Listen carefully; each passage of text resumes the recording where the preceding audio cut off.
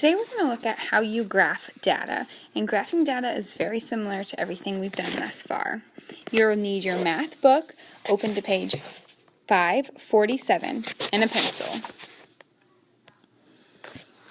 There are 3 easy steps to remember when you're graphing data. The first step is to create ordered pairs. You do this by looking at the data given. It's usually in a chart for you already. The next step is to graph the points. The majority of the time a graph will be given and already labeled for you. The third and final step is to analyze the graph and answer any questions presented about the graph. Let's try one together, walking through each of the 3 steps. The first thing we're going to do is look at our data. Here we see it's talking about Ryan's height. The first row talks about his age in years. The second row talks about his height in inches. The first step we need to do is create ordered pairs. Remember, you always start with the x first. In our case, the x-axis is years, and the y-axis is height. You'll see that I made our ordered pairs as followed: 1 to 30, 2, 35, 3, 38, 4, 41, and 5, 44. The second step is to graph our points. Here's our graph. I got our information from the table, created order pairs, and now I'm going to put it in the graph. Starting with the x-axis, we move over 1 and up to 30 and put a dot.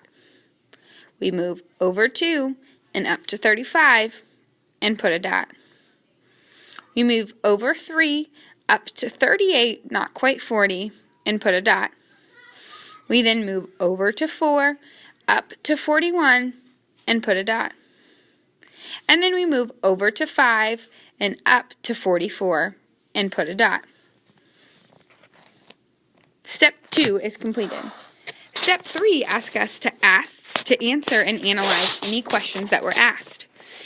The first question on your page says, what does the ordered pair 338 show us? 338 tells you how old Ryan was, so he was 3 years old, and the 38 tells us that he was 38 inches tall. The second question asks, why would the point 642 be nonsense? If I put 642 on our graph, you see that our graph would go up, up, up, up, and then down. That does not make sense. Ryan would not shrink at age 6. He would continue to grow, making that a nonsense point. Let's try one on your own. At the bottom of page 547, you will see this graph. Remember, follow your steps. Your ordered pairs are written for you, so you will just have to plot the points and answer any questions that will be asked. Pause the video and hit play when you are ready to see the answers.